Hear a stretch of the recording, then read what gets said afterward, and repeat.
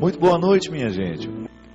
Hoje cantando essa música, estou aqui no clima do lançamento do meu CD e do DVD No Meu Interior Tem Deus, onde essa música está. Você sabe que muito mais que falar dessa história do filho adotivo hoje, o que essa música me sugeriu ao longo do dia mesmo. Fiquei pensando no quão é difícil a gente fazer um amor durar muito tempo nos dias de hoje, né? Como é difícil a gente manter laços duradouros nos dias de hoje. Não sei onde é que começou a mudar essa história. Eu tenho pregado muito sobre isso nos dias de hoje. Como é importante nós resgatarmos valores antigos, e um deles é a fidelidade. Essa capacidade da gente ser do outro a vida inteira. A gente ser para o outro a vida inteira. Zygmunt Bauman, um grande sociólogo holandês, que faz uma análise muito perspicaz dos dias de hoje, ele diz que o grande problema da sociedade é justamente não ser capaz de criar laços definitivos.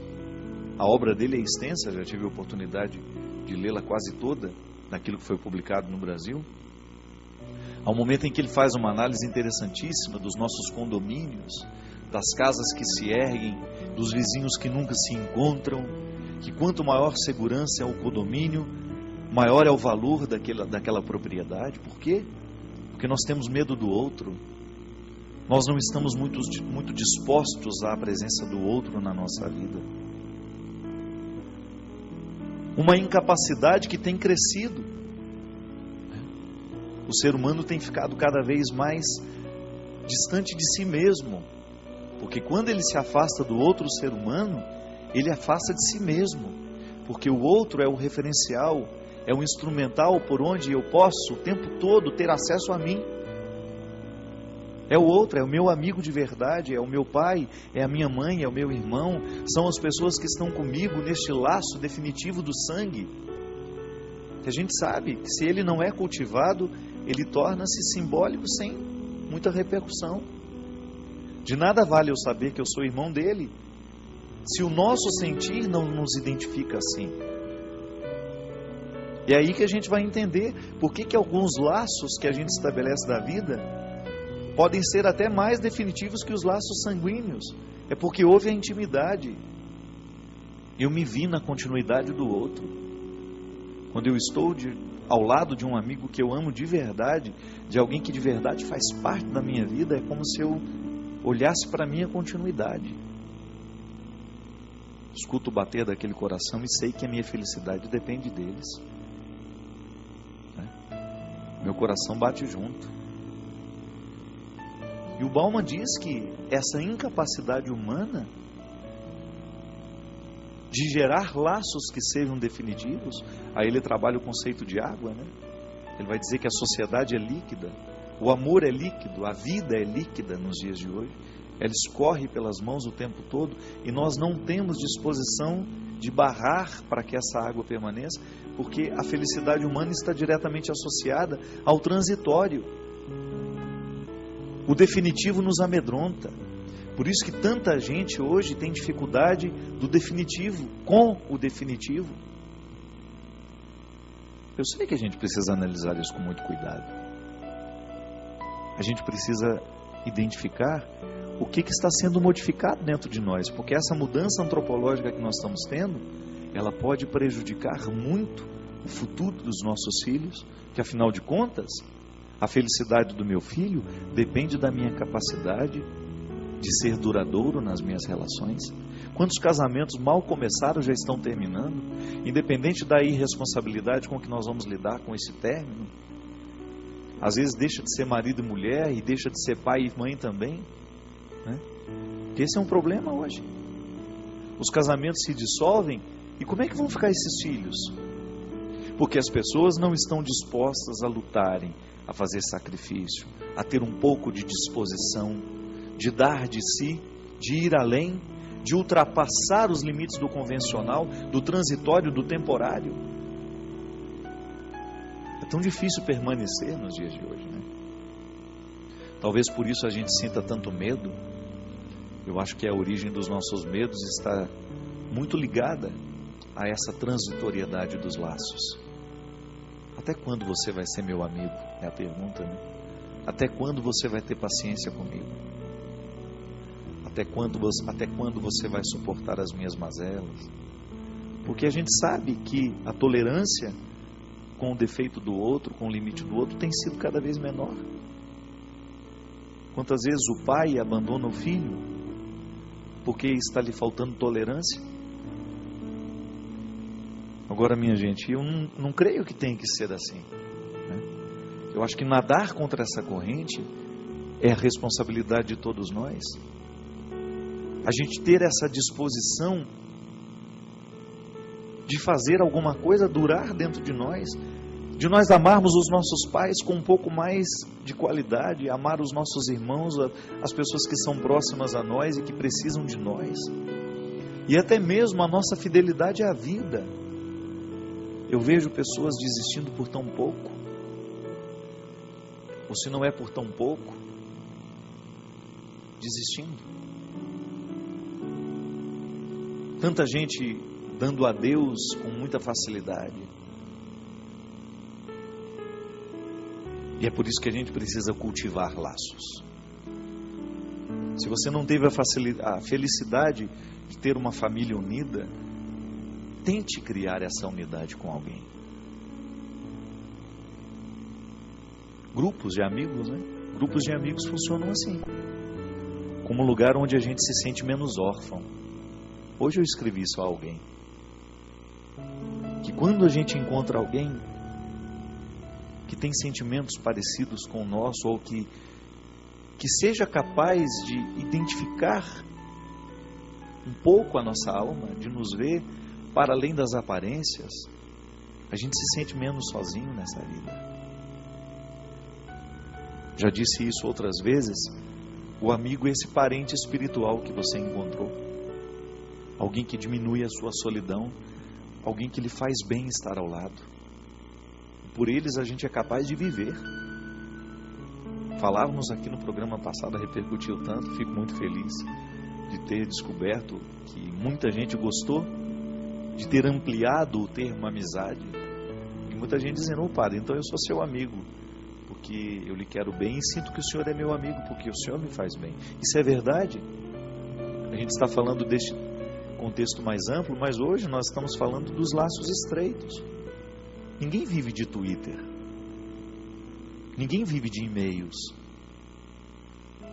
No fundo, quando a gente desliga a tela do nosso computador e o Twitter é zerado e ninguém mais te segue naquela solidão, ali é a hora da felicidade, ali é a hora da alegria, o desafio de, sem ter nenhum seguidor, você ser capaz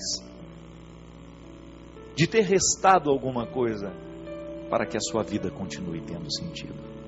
O grande problema da vida virtual é esse, é o desafio de nós nunca nos esquecermos que a vida é mais do que isso, que ter amigos no Twitter, no Facebook, no sei lá, até tem umas coisas que já estão até antigas que a gente tem que até que evitar falar. Eu falei, MSN ainda existe isso? Não existe. O Orkut, não? O Orkut tem ainda? Não tem. Nos últimos suspiros. Tem os amigos de Orkut, né? Tem gente que fala, são meus amigos de Orkut. Cuidado com isso. Isso pode ser perigoso. Tenha lá seus amigos no Orkut, seus seguidores no Twitter. Tudo isso faz parte da vida. É bom você estabelecer contato com pessoas que talvez você nunca teria a oportunidade de estar junto e de repente troca uma palavra ali, conversa, ou conta um pouco, né? Mas não se esqueça que quando você desliga aquela tela, é que a sua vida verdadeiramente vai contar tudo. É o que sobra. Quais são os números do telefone ali, daquela agenda ampla, extensa, que você tem o direito de ligar, ainda que seja de madrugada, para pedir um auxílio? Às vezes nós temos 300 mil seguidores, mas qual é o número de telefone que você pode ligar de madrugada? Às vezes você tem muitos muitos contatos na sua agenda de telefone, mas dá uma olhada nesse celular hoje aí e me responda: quem ficaria até o fim? É desconcertante, mas é necessário. Para que, quem sabe, a gente possa analisar se a gente também não está fazendo essa relação líquida, né? Porque às vezes a gente faz a crítica da sociedade, mas a gente não tem coragem de fazer a crítica de si mesmo. Será que eu também estou líquido nos meus relacionamentos? Será que eu estou superficial? É tão ruim, né? Outro dia eu experimentei isso. Estava conversando com uma pessoa, amenidades, e de repente o assunto começou a ficar sério. Que eu não gosto de ficar falando de amenidades o tempo todo só. Se eu tenho a oportunidade de tocar questões fundamentais da existência, eu gosto. Eu gosto de conversar com profundidade. Porque eu cresço, eu acho que me faz bem ao outro também, eu acho. A gente sair dessa... Que música que você gosta, né? O que você está lendo? Não. Aí depois que... Tá bom, o que você está lendo? Aí já começa a falar do que está lendo e o assunto já começa a costurar a nossa vida e aí a gente já tem liberdade de falar já das angústias que experimenta. E aí eu percebi que aquela pessoa não tem muita facilidade em ser íntima, de falar de si e até mesmo de escutar o que o outro tem a dizer. É interessante isso. São essas inaptidões que a gente reconhece de vez em quando, né? Aquela indisposição do outro de ultrapassar a conversa, de sair do convencional e adentrar os territórios da profundidade. Acho que isso é tão saudável em nós, gente. Deixaram de nos ensinar a profundidade? Não sei. Pode ser. Pode ser que a cultura que esteja sendo produzida para a massa, essa que às vezes da qual a gente se alimenta, ela esteja impedindo o aprofundamento de muitas questões. Você já deve ter me escutado falar, né? Eu acho tão ingrata a pergunta que só quer retirar um sim ou um não. A vida é muito mais do que isso. Eu não quero ser um homem para dizer sim e não. Eu quero ser um homem para refletir. E depois você chega ao sim ou não. Nós precisamos ser capazes de identificar as nossas questões humanas e de lidar com elas com profundidade. Porque essa fidelidade, dessa fidelidade ninguém está livre. Eu preciso ser fiel a mim até o final. É o meu compromisso. O presente que eu recebi de Deus em ser quem eu sou, você, de ser quem você é, nos pede essa fidelidade de ser duradouros. Nós precisamos ser duradouros. Nós precisamos ir até o fim. Nós não podemos morrer na praia. Nós temos que aprofundar. Olha o convite de São João Paulo II. Vamos lançar as nossas redes em mares mais profundos. É o que a gente precisa. Ir além do convencional. Ir além daquilo que esperam de nós. Surpreender-nos. Hoje eu falava sobre isso no Twitter também. Muito mais importante que surpreender os outros é você se surpreender. Porque eu, quando surpreendo o outro, eu estou dando a ele alguma coisa que eu já sei que eu tenho. Então eu estou dando ao outro algo que o impressiona. Eu já sei que eu tenho aquilo. Agora, quando eu me surpreendo comigo, eu estou dando a mim algo que eu nem sabia que eu tinha. Veja como isso é mais profundo do que surpreender o outro. Quando eu descubro na minha essência humana riquezas que até então eu não conhecia. Quando motivado por uma frase, por uma palavra, por uma cena que eu vi, eu consegui acessar alguns detalhes da minha alma que eu nem imaginava que existia. E é isso que faz a vida valer a pena. É isso que faz a gente não desistir. É isso que faz o ânimo permanecer. É eu continuar me surpreendendo comigo. É eu ter sempre em mente, diante de mim, diante dos meus olhos, que a principal surpresa que eu preciso causar ao mundo é a mim mesmo, antes de qualquer coisa. Porque se eu continuo me surpreendendo, eu vou ter um processo criativo vivo dentro de mim. Isso vai facilitar a minha inteireza, vai facilitar eu estar no mundo com um pouco mais de qualidade. Aí surpreender o outro é só um detalhe. Não é assim do artista que você gosta? Sempre que ele vai lançar um trabalho, você não espera surpreender-se? Eu quero a novidade daquele artista, né? E ao artista cabe esse fardo, não é brincadeira, né? Você vê lá um Chico Buarque, depois de não sei quantos anos de carreira, ainda nos surpreender com suas frases, com suas construções perfeitas, bem elaboradas, inteligentes. Estava vendo uma entrevista da Gal Costa e do Caetano Veloso, dois grandes mestres da música popular brasileira, essa semana no Jô Soares. E eles lá lançando um trabalho novo e ao mesmo tempo quase que tendo que dar satisfações da novidade que está apresentando no trabalho. Eu vi o fardo do artista, né? De ele surpreender depois de 50 anos de trabalho. É duro surpreender o outro, né? Mas o que faz o artista manter-se vivo? É ele identificar que dentro dele ainda existem reservas de arte, que ele não explorou tudo ainda. Mas onde é que acontece a morte do artista?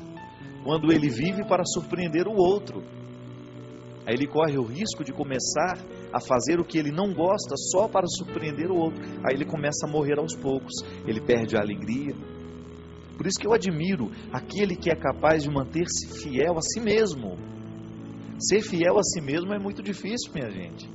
Veja isso na política. É o que eu peço pelos meus irmãos, companheiros e amigos de verdade que entraram na política. Eu sempre digo a isso. Já disse isso ao Eros, já disse ao Gabriel Chalita. Neste mundo de tanta perdição, sejam fiéis ao caráter que vocês receberam dos pais de vocês. Porque é o desafio. Ser fiel a si mesmo, neste contexto onde tantas vezes nós somos jogados, quase que sequestrados. Você? Quantas coisas na sua vida podem dar errado se você não for fiel a você? Se você não levar até o fim esse compromisso de qualificar cada vez mais a sua existência. De você não ficar preocupado em surpreender-se o outro, mas antes de qualquer coisa, viver essa doce satisfação e amarga também, porque nada é só bom. Em algum momento você vai ter que experimentar o avesso. Já dizia o mestre Caetano Veloso, cada um sabe a dor e a delícia de ser o que é. Então você manter-se fiel a isso. E sentir que Deus age neste centro, neste núcleo, que faz ser quem você é. É ali que Deus age. Deus age na nossa essência, para que depois os acidentes já possam estar transformados. Porque se Deus mexe no essencial, o acidental vai estar naturalmente transformado. Você surpreender-se, descobrir que apesar de já cansado de ter lutado tanto, ainda existe vida dentro de você. O Natal é isso. O Natal é a gente dar à alma o direito de sentir-se recém-nascida. Já vivi tantos natais, estou com 40 anos. 40 anos celebrando o Natal. Os primeiros nem sem consciência nenhuma disso. Mas 35 deles, 37, não, menos, né? 33 anos, digamos assim, pegar a idade da razão, 7 anos, 33 natais eu já tinha consciência que naquele presépio eu tinha direito de nascer de novo. E eu me surpreendia com isso. Aliás, eu sempre peço a Deus a graça de nunca perder o encanto pela vida. Por isso que eu nem posso beber. Se eu beber, eu acho que eu não sirvo para nada, que eu já vivo embriagado. Embriagado de sonhos, de emoções. Eu sou um homem, tenho a graça de dizer isso. A vida não passa por acaso aqui, não. Sou intenso. Sofro demais, me alegro demais, sinto raiva demais, sinto alegria demais. Tudo aqui em excesso. É a vida, eu estou embriagado. Então, se eu começar a beber, se eu começar a fumar, ninguém vai dar conta. Estou embriagado pela vida. Isso para mim é uma satisfação. E neste Natal eu não quero outra coisa senão renovar naquele presépio, naquela manjedoura, a oportunidade de nascer de novo. Eu quero ser recém-nascido. Quero surpreender-me. Quero viver o meu dia, a minha vida como se fosse tudo uma surpresa. Olhar para tudo aquilo que Deus colocou dentro de mim e surpreender-me com a alegria que é própria dele, mas com a profundidade de não ser um ser humano raso. Não quero, não precisamos mais, já temos demais. De fazer a nossa vida valer a pena. Pode ser que você hoje esteja angustiado, esteja deprimido, entristecido. Por esse motivo, você deixou de se surpreender. Você começou a viver para surpreender o outro. Você perdeu de vista o foco. Começou a viver para fora e esqueceu que quem não vive para dentro, antes de qualquer coisa, não tem condições de viver para ninguém. É como o amor. Se a gente não se ama, se a gente não se cuida, nós não seremos capazes de amar nem cuidar do outro. Tudo na medida, para que não seja egóico, para que não seja egoísta. Mas o meu gesto de amor é um desdobramento daquele amor que eu sei ter por mim mesmo. Surpreenda-se. Olhe para tudo que é velho em você e encontre um motivo, por menor que seja, que lhe cause surpresa. E faça deste motivo, desta surpresa pequena, um motivo para recomeçar, para ir além. Nós vamos para um rápido intervalo e a gente volta já já com o programa Direção Espiritual.